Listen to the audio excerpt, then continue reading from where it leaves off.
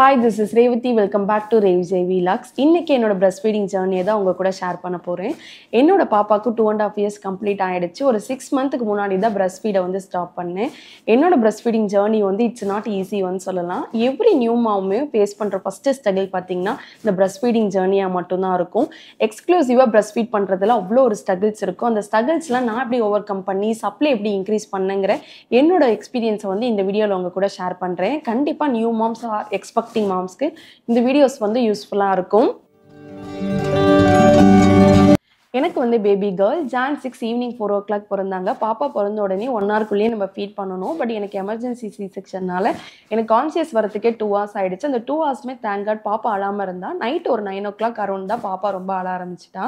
So அந்த டைமில் தான் டாக்டர் வந்து எனக்கு வந்து ப்ராப்பராக எப்படி பேபியை ஹோல்ட் பண்ணி லேட்ச் பண்ணணுங்கிறது டீச் பண்ணாங்க.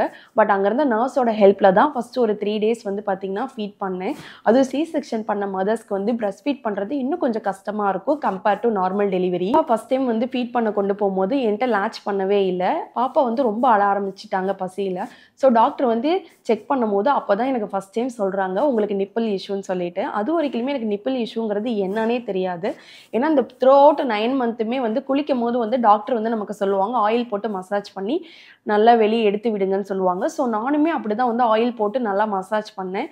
பட் வந்து பாப்பாவுக்கு ஃபீட் பண்ணும்போது தான் எனக்கு தெரியும் எனக்கு வந்து ஃப்ளாட் நிப்பிள் இஷ்யூங்கிறது. ஃப்ளாட் நிப்பிள் இஷ்யூ இருந்தால் கண்டிப்பாக குழந்தை வந்து நம்மக்கிட்ட பால் குடிக்கவே மாட்டாங்க. ஏன்னா நிப்பிள் வந்து ப்ராப்பர் பொசிஷனில் இருந்தால் தான் குழந்தை ப்ராப்பராக லேட்ச் பண்ணி பாலை வந்து சக் பண்ணி உள்ளே கரெக்டாக முழுங்குவாங்க. ஸோ எனக்கு ஃப்ளாட் நிப்பிள் இஷ்யூ இருந்ததுனால பாப்பா என்கிட்ட பால் குடிக்கவே இல்லை. ரொம்ப அழ ஆரம்பிச்சிட்டாங்க. அந்த டைமில் எனக்கு என்ன பண்ணுறதுனே தெரியல. டாக்டர் அப்போ சொன்னது இது ஒன்றும் இல்லைம்மா இந்த பிரச்சனை நிறையா மதர்ஸ்க்கு இருக்குது நீ ஒரி பண்ணாது இதுக்கு ஏன் நீ அலறன்னு சொல்லிட்டாங்க. ஏன்னா பாப்பா என்கிட்ட பாலே குடிக்கல ரொம்ப அழுந்துட்டு இருக்கா. எனக்கு சி செக்ஷன் பண்ண பெயினோட அவள் என்கிட்ட பால் குடிக்கலங்கிற பெயின் தான் எனக்கு ரொம்ப அதிகமாக இருந்து நான் ரொம்ப அழ ஆரம்பிச்சிட்டேன். நான் டாக்டர் கிட்ட கேட்டேன் 9 monthமே நான் ப்ராப்பராக ஆயில் போட்டு மசாஜ் பண்ணி நிப்பிள் ப்ராப்பராக வெளியே ப்ரொஜெக்ஷன் கொண்டு வந்த டாக்டர் இப்போ ஏன் ஃப்ளாட் நிப்பிள்னு சொல்கிறீங்க எனக்கு புரியலன்னு கேட்கும் போது எனக்கு டாக்டர் வந்து எக்ஸ்பிளைன் பண்ணாங்க. நார்மல் நிப்பிள்னா எந்த ஒரு கண்டிஷனுக்கும் ரியாக்ட் ஆகாமல் எப்பயுமே நமக்கு ப்ரொஜெக்ஷன் வெளியே இருக்கும். அப்போ தான் குழந்தை ப்ராப்பராக வந்து லேட்ச் பண்ணி பால் குடிப்பாங்க. இந்த ஃப்ளாட் நிப்பிள் வந்து கண்டிஷனுக்கு தகுந்த மாதிரி அப்பப்போ ப்ரொஜெக்ட் ஆகிட்டு அகைன் வந்து பார்த்திங்கன்னா நார்மல் ஆகிடும். பாப்பா வந்து ரொம்ப அழ ஆரம்பிச்சிட்டா. டாக்டர் வந்து அப்போ சொன்னது என்னன்னா உங்ககிட்ட நிப்பிள் ஷீல்டு இருந்தால் நிப்பிள் ஷீல்டு போட்டு பாப்பாவுக்கு பால் கொடுங்கன்னு சொல்லிட்டு அப்போ தான் ஃபஸ்ட் டைம் நிப்பிள் ஷீல்டுங்கிற வார்த்தையே நான் கேட்குறேன். டைப்பர் பேக் பேக் பண்ணும்போது கண்டிப்பாக நிப்பிள் ஷீல்டு ஒன்று வாங்கி போட்டுக்கோங்க மறக்காமல் எவ்ரி நியூ மாம். ஏன்னா நான் அது வாங்காமல் ஹாஸ்பிட்டலுக்கு போயிட்டேன். ஏன்னா எனக்கு ஃப்ளாட் நிப்பிள் இஷ்யூ இருக்குங்கிறதே ஃபஸ்ட்டு தெரியாது. ஃப்ளாட் நிப்பிள் இஷ்யூ இருக்குன்னா கண்டிப்பாக நிப்பிள் ஷீல்டு வாங்கி உங்கள் டைப்பர் பேக்கில் போட்டுக்கோங்க. பாப்பாவோட அழுகை நிறுத்தத்துக்கு இதுதான் ஒரே வழின்னு சொல்லிட்டு ஹேண்ட் ப்ரெஸ் பண்ணி ஒரு சங்கட பால் எடுக்கிறதுக்குள்ளே எனக்கு போதும்னு ஆயிடுச்சு. ஒரு சங்கட பால் எடுத்து அம்மா கிட்ட கொடுத்து அம்மா தான் ஃபஸ்ட் டைம் வந்து பாப்பாவுக்கு வந்து பால் வந்து கொடுத்தாங்க. ஸோ எனக்கு ரொம்ப ஒரே ஆயிடுச்சு. என்னட்ட டேரெக்டாக அவள் லாச் பண்ணி கொடுக்கல அப்படின்னு சொல்லிட்டு ரொம்ப அழ ஆரம்பிச்சுட்டேன். இருந்தாலும் என்னோட பால் வந்து ஃபஸ்ட் டைம் அவள் வாய்க்குள்ளே போகும்போது எனக்கு அப்படி ஒரு ஆனந்தமாக இருந்தது. ஹேண்ட் ப்ரெஸ் பண்ணி ஒரு 3 சங்கட பால் வந்து கஷ்டப்பட்டு எடுத்துட்டு அந்த 3 சங்கட பால் கொடுத்துட்டோம். பாப்பா வந்து அழுகை வந்து கம்மி பண்ணிட்டு தூங்க ஆரம்பிச்சிட்டாங்க. ஸோ ஹஸ்பண்ட் வந்து பார்த்தீங்கன்னா நிப்பிள் ஷீல்டு வாங்க போயிட்டாரு. ஸோ ஏன்னா வந்து மிட் நைட்டில் பாப்பா பசியில் அழும்போது நம்ம இதே மாதிரி ஹேண்ட் ப்ரெஸ் பண்ணி பால் எடுக்கிறது ரொம்ப கஷ்டம். நிப்பிள் ஷீல்டு போட்டு பால் கொடுக்கலாம்னு சொல்லிட்டு அந்த நைட்டே ஹஸ்பண்ட் வந்து மெடிக்கலில் போயிட்டு நிப்பிள் ஷீல்டு வாங்க போயிட்டாரு. ஷீல்டு எப்படி ப்ராப்பராக பிளேஸ் பண்ணி பால் கொடுக்கணுங்கிறது எனக்கு டாக்டர் வந்து எக்ஸ்பிளைன் பண்ணாங்க. ஸோ பாப்பாவுக்கு வந்து பார்த்தீங்கன்னா அந்த டே நைட்லேருந்தே நம்ம நிப்பிள் ஷீல்டு போட்டு தான் ஃபீட் பண்ண ஸ்டார்ட் பண்ணேன். அந்த ஃப்ளாட் நிப்பிள் இஷ்யூ இருந்தால் நிறைய பேர் ஒரு விஷயம் பண்ணுவாங்க. இது கண்டிப்பாக நீங்கள் வாய்ஸ் அவுட் பண்ணுங்கள். ஃப்ளாட் நிப்பிள் இஷ்யூ இருக்கும்போது டேரெக்டாக குழந்தை நம்மக்கிட்ட லேட்ச் பண்ணி குடிக்க மாட்டாங்க. இதில் வர அந்த இன்ஜெக்ஷன் மெத்தடுன்னு சொல்லிட்டு அந்த இன்ஜெக்ஷனை ஒரு சைடை கட் பண்ணிவிட்டு நம்ம பிரஸ்டோட நிப்பிள் கிட்ட வச்சு புல் இன் புல் அவுட் பண்ணுவாங்க. அப்படி பண்ணால் வச்சு நிப்பிள் வெளியே வருமானு சொல்லி பண்ணுவாங்க. அது ரொம்ப பெயினாக இருக்குங்க. இது அடிக்கடி பண்ணிங்கன்னா கண்டிப்பாக நிப்பிள் வந்து கிராக் ஆகிடும். கிராக் ஆச்சுன்னா நமக்கு இன்னும் நம்ம கிட்ட குழந்தை வந்து பால் குடிக்கவே மாட்டாங்க. ஸோ அந்த விஷயத்த நீங்கள் வாய்ஸ் அவுட் பண்ணி அதெல்லாம் பண்ணாதீங்கன்னு சொல்லிட்டு நிப்பிள் ஷீல்டு போட்டு பால் கொடுங்க குழந்தை. பாப்பாவுக்கு நைட்டு வந்து நிப்பிள் ஷீல்டு போட்டு தான் பால் கொடுக்க ஸ்டார்ட் பண்ணேன். பட் ப்ராப்பராக அவளுக்கு லேட்ச் பண்ணி பால் குடிக்க தெரியல. ரொம்ப அழ ஆரம்பிச்சிட்டா. ஸோ டாக்டர் வந்து அப்போ செக் பண்ணிவிட்டு சொன்னது என்னன்னா நீங்கள் பிரஸ்ட் ஃபீடும் பண்ணுங்கள் அதே டைமில் நான் ஃபார்முலா மில்க் ஆட் பண்ணி கொடுக்குறேன் அதையும் கொடுங்க அப்படின்னாங்க.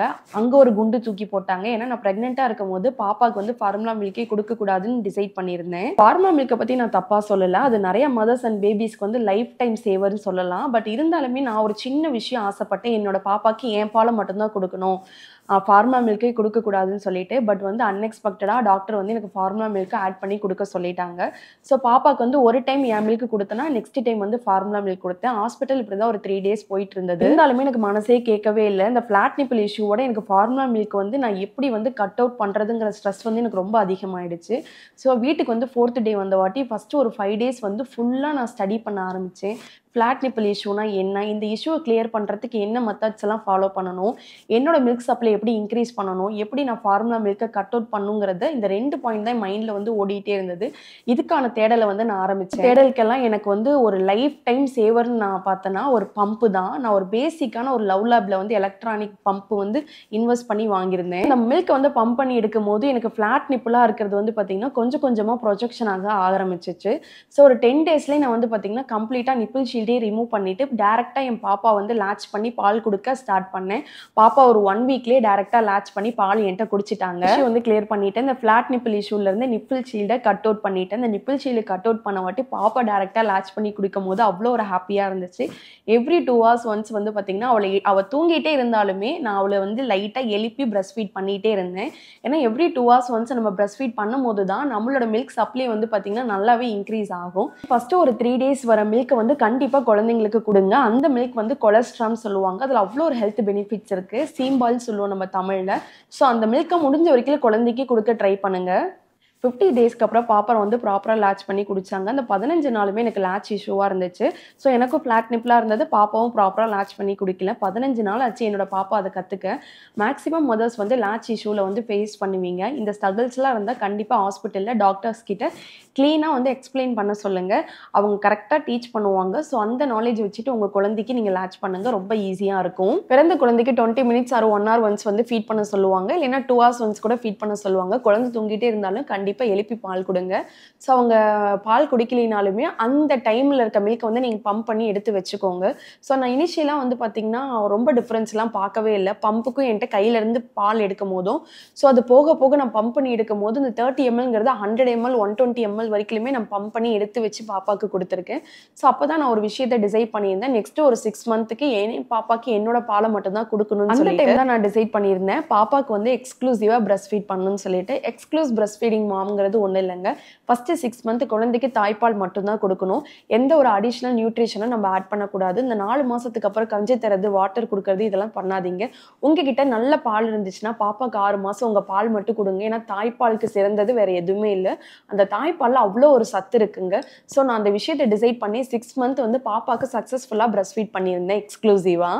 ஸோ ஃபஸ்ட்டு ஒரு 2 மந்த் வந்து அவங்க குடிச்ச வாட்டியுமே நம்ம பிரஸ்ட்டை செக் பண்ணும்போது நம்ம பிரஸ்ட் வந்து ஃபுல்லாக இருக்க மாதிரி இருக்கும், ஹெவியாக இருக்க மாதிரி இருக்கும். ஒரு 3rd மந்த்துக்கு அப்புறம் வந்து பார்த்திங்கன்னா குழந்தை வந்து அந்த விஷயத்தில் நல்லா எக்ஸ்பர்ட் ஆகிடுவாங்க. ஒரு 10 நிமிஷத்துலேயே நம்ம பிரஸ்ட்டை ஃபுல்லாகவே ஃப்ரீ பண்ணி விட்டுருவாங்க. ஃபுல் பாலையுமே அவங்க குடிச்சிருவாங்க. ஸோ வந்து பிரஸ்ட்டு ஃப்ரீ ஆன வாட்டி நமக்கு இருக்க ஒரு கவலை என்ன இருக்கும், பால் இல்லையோ, பிரஸ்ட் ஃப்ரீயாக இருக்குது, பாப்பாவுக்கு பால் பத்தலையோங்கிற ஒரு கவலை இருக்கும். அப்படிலாம் இல்லைங்க. அவங்களுக்கு போதுமான பால் வந்து செக்ரிகேட் ஆகிட்டே இருக்கும் நம்ம பாடியில்.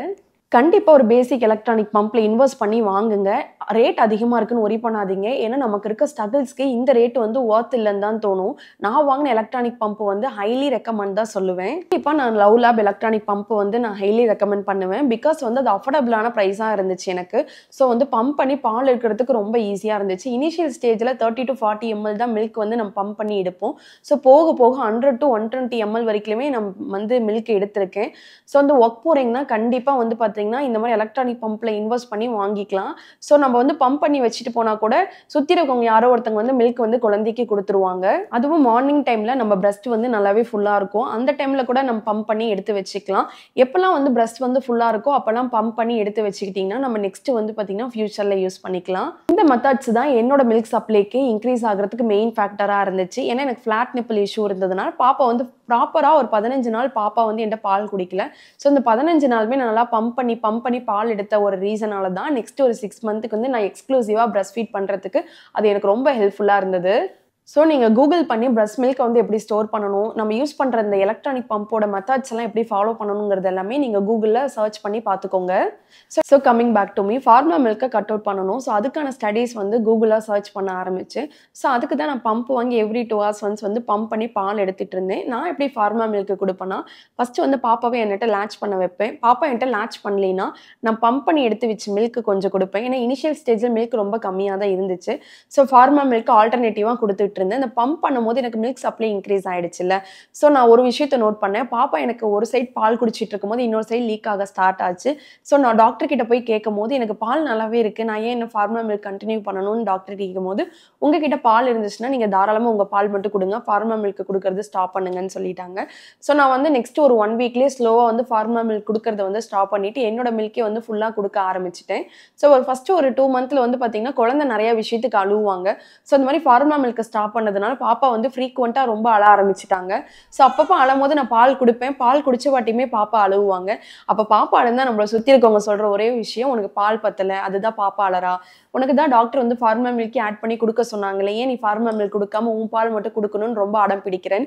இந்த மாதிரி நம்மளை சுற்றி நிறைய பேர் வந்து நமக்கு டிமோட்டிவேட் பண்ணுவாங்க. நான் கஷ்டப்பட்டு கட் அவுட் பண்ணுங்கிறது ஒரு பெரிய போராட்டத்துக்கு அப்புறம் கட் அவுட் பண்ணி என்னோட பால் மட்டும் கொடுத்துட்டு இருப்பேன். இதுல பாப்பா சம்டைம்ஸ் அழும்போது குழந்தைங்க எல்லா ரீசனுக்கு அழறாங்கன்னு நமக்கும் தெரியாது. பட் சுற்றி இருக்கவங்க கொடுக்குற ஒரே ப்ரெஷர் வந்து உனக்கு பால் பத்தலை, ஸோ பாப்பாவுக்கு வந்து நீ ஃபார்மா மில்க் ஆட் பண்ணி கொடுங்கன்னு சொல்லுவாங்க. நான் ரொம்ப போராடி தான் இந்த கட் அவுட் பண்ணியிருந்தேன். பட் அந்த டைம்ல நான் ரொம்ப வந்து டிமோட்டிவேட் ஆயிடுவேன். பேபி ஃபர்ஸ்ட் ஒரு 2 month எல்லாத்துக்குமே அழுவாங்க. என்ன ரீசன் நம்மளாலே கண்டுபிடிக்க முடியாது. ஸோ நானும் டாக்டர் கிட்ட போய் கேட்டேன், பாப்பா வந்து இந்த மாதிரி அலறா, ஒருவேளை பசியா இருக்குமான்னு கேட்டபோது டாக்டர் வந்து சொன்னது என்னன்னா, குழந்தை வந்து ஃபர்ஸ்ட் இனிஷியல் ஸ்டேஜ்ல நிறைய பால் குடிக்க மாட்டாங்க, அவங்களுக்கு தேவையான பால் அவங்க குடிச்சிட்டு தூங்கிடுவாங்க. அவங்க அலறதுக்கு நிறைய ரீசன் இருக்கலாம். மேபி சவுண்டு, இந்த என்விரான்மெண்டலோட டெம்பரேச்சர், கோல்டு, இந்த மாதிரி நிறைய ரீசன்ஸ் இருக்கும். ஃபர்ஸ்ட் இனிஷியல் ஸ்டேஜ்ல உங்களுக்கு புரிஞ்சுக்கிறதுக்கு டைம் எடுக்கும். ஒரு 2 monthக்கு அப்புறம் குழந்தை எதுக்கு அலறாங்கிறது நீங்களே ஸ்லோவா புரிஞ்சுப்பீங்க. ஸோ நீங்க ஒரி பண்ணாம நீங்க பாட்டுக்கு பால் கொடுங்கன்னு சொல்லி எனக்கு அட்வைஸ் பண்ணி அமைச்சிட்டாங்க. இந்த மாதிரி சுச்சுவேஷன்ல ஹஸ்பண்ட் சொல்றது, உனக்கு நல்லாவே மில்க் சப்ளை இருக்கு, அவளும் உன்ட்ட பால் குடிக்கிறான், வேற ரீசனா இருக்குன்னு சொல்லிட்டு நாங்க 2 பேருமே நோட் பண்ண ஆரம்பிச்சோம். சம்டைம்ஸ் வந்து பாப்பா தூங்குறது கூட ரொம்ப அழுவா இனிஷியல் ஸ்டேஜ்ல. ஸோ அந்த மாதிரி டைம்ல எல்லாம் தூரியில போட்டு ஆட்டி விட்டாவே கரெக்டா தூங்கிடுவா. இந்த மாதிரி சமயம் எவ்ரி மந்த் டாக்டர் விசிட் போகும்போது பேபியோட வெயிட் வந்து கிராஜுவலா இன்க்ரீஸ் ஆனாலுமே பிரஸ்ட் ஃபீட் பத்தியான கொஸ்டின்ஸ் வந்து அரைஸ் பண்ணிட்டே இருப்பேன். பிகாஸ் வந்து பம்ப் பண்ணி எடுக்கிற 50 to 60 ml மில்க் வந்து பாப்பா குடிக்கவே மாட்டேங்கிறாங்க, அவங்க டைரக்டா லேட்ச் பண்ணும்போது பால் குடிக்கிறாங்களா, இந்த மாதிரி கொஸ்டின்ஸ் எல்லாம் நிறைய கேட்கும்போது டாக்டர் சொல்றது, நீ ஒரு டேல அவ்வளோ மில்க் எடுத்தீங்கன்னா அந்த மில்க் எல்லாம் குடிக்கணுங்கிறது எக்ஸ்பெக்ட் பண்ணக்கூடாது, குழந்தைக்கு தேவையான மில்க் அவங்க குடிச்சிட்டு அவங்க தூங்கிடுவாங்கன்னு சொல்லிட்டு அட்வைஸ் பண்ணுவாங்க.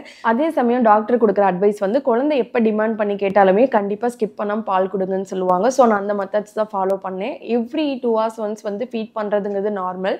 பட் தூரிக்கா வந்து ஒரு கிளஸ்டர் ஃபீடிங் பேபி.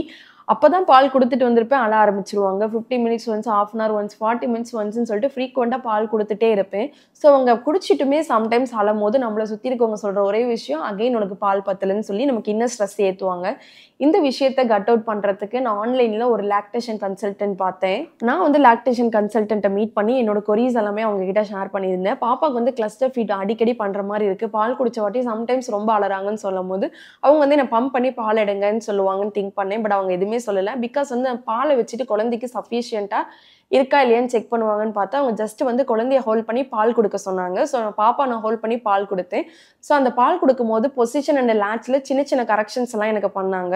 ஏன்னா பிரஸ்ட் ஃபீட் பண்ணும்போது லேட்ச் அண்ட் பொசிஷன் ரொம்ப இம்பார்ட்டன்ட். இந்த கரெக்ஷன்ஸ் எல்லாம் எனக்கு சரி பண்ணிட்டு பாப்பா உங்ககிட்ட ப்ராப்பரா லேட்ச் பண்ணி குடிக்கிறா, நீங்க ஏன் ஒரி பண்றீங்க, சுத்தி இருக்கவங்க எது சொன்னாலும் கன்சிடர் பண்ணாதீங்கன்னு சொல்லி எனக்கு அட்வைஸ் பண்ணாங்க. உங்களுக்கும் லேட்ச் இல்ல பொசிஷன்ல டவுட்ஸ் இருக்கு, எல்லாம் இஷ்யூ இருக்குன்னா கண்டிப்பா ஒரு லாக்டேஷன் கன்சல்டன்ட்டை மீட் பண்ணி இந்த ப்ராப்ளத்தை உடனே ஷார்ட் அவுட் பண்ணிடுங்க. இல்லைன்னா கண்டிப்பா 1 year வரைக்குமே நமக்கு ஸ்ட்ரகிள் இருந்துட்டே தான் இருக்கும். டாக்டர் கிட்ட நான் கேட்டது வந்து எனக்கு சப்ளை ஓகேவான்னு கேட்கும்போது அதெல்லாம் அவங்க எதுவுமே சொல்லவே இல்லை. ஏன்னா பாப்பா வந்து ப்ராப்பரா லேட்ச் பண்ணி பால் குடிச்சா அப்பனா உங்ககிட்ட பால் இருக்கு, அவ்வளவு நல்லா குடிக்கிறா, நீங்க இதே மாதிரியே ஃபாலோ பண்ணுங்க அப்படின்னு சொன்னாங்க. வந்து எனக்கு இன்னும் நல்லா ஸ்ட்ராங்கா நம்பிக்கை வந்து நம்ம கண்டிப்பா 1 year இல்ல 2 year வரைக்குமே பாப்பாவுக்கு பிரஸ்ட் ஃபீட் பண்ணுங்கிறது அந்த டைம்ல தான் நான் டிசைட் பண்ணியிருந்தேன்.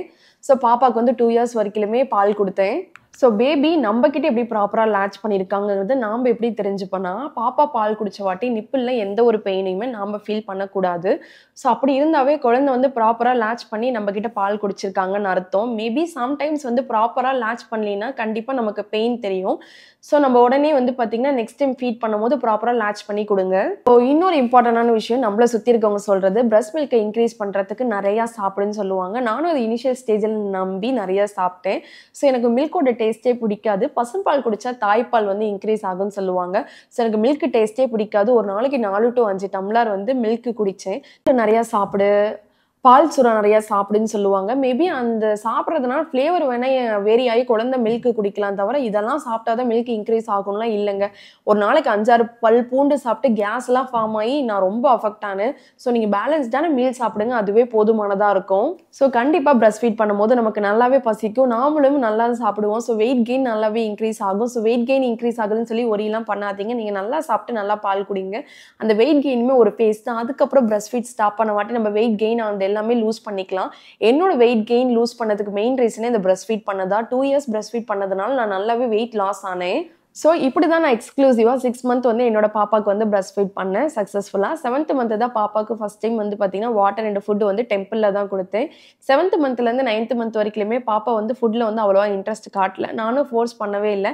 மேக்ஸிமம் வந்து பார்த்தீங்கன்னா 7th மந்த்லேருந்து 1 இயர் வரைக்குமே பிரஸ்ட் ஃபீட் தான் பண்ணிகிட்டே இருந்தேன். பாப்பா வந்து ஃபுட்டில் அவ்வளோவா இன்ட்ரெஸ்ட் காட்டலை. பட் 1 இயருக்கு அப்புறம் கண்டிப்பாக ஃபுட்டு வந்து ஒரு இம்பார்ட்டண்டான ரோலுங்கிறது நான் வந்து தெரிஞ்சுக்கிட்டு மேக்ஸிமம் வந்து ஃபுட்டு கொடுக்க ஆரம்பித்தேன். ஸோ அந்த 1 இயருக்கு அப்புறம் தான் என்னோட பாப்பாவே நல்லா சாப்பிட ஆரம்பித்தாங்க. ஸோ ஃப்ரூட்ஸு, நான்வெஜ்ஜு, ஃபுட்டு அந்த மாதிரி டாக்டர் கொடுத்த ஃபுட் சார்ட் படி தான் பாப்பாவுக்கு கொடுத்துட்டு இருந்தேன். ஸோ அப்பயுமே 1 இயர் to 1.5 இயர்ஸ்லேயுமே வந்து பார்த்தீங்கன்னா பகலில் கொடுக்குற பாலோட நேரத்தை வந்து கம்மி பண்ண ஆரம்பித்தேன். 7th மந்த்லேருந்து 12th மந்த் வந்து பார்த்தீங்கன்னா ஒரு நாளைக்கு 7 to 8 டைம்ஸ் வந்து பகலில் கொடுத்துட்டு இருந்தேன். 1 இயர் to 1.5 இயர்ஸில் வந்து பார்த்தீங்கன்னா 3 to 5 டைம்ஸ் கொடுத்துட்டு இருந்தேன். 1.5 இயர்ஸ்லேருந்து 2 இயர்ஸ் வந்து பார்த்தீங்கன்னா பகலில் கம்ப்ளீட்டாக பாலை நிறுத்திட்டு நைட்டு மட்டும்தான் பாப்பாவுக்கு பால் கொடுத்தேன். ஸோ இப்படி தான் என்னோட ஜேர்னி வந்து 2 இயர்ஸ் வரைக்குமே சக்ஸஸ்ஃபுல்லாக பிரஸ்ட் ஃபீட் ஜேர்னியை வந்து கொண்டு போனேன்.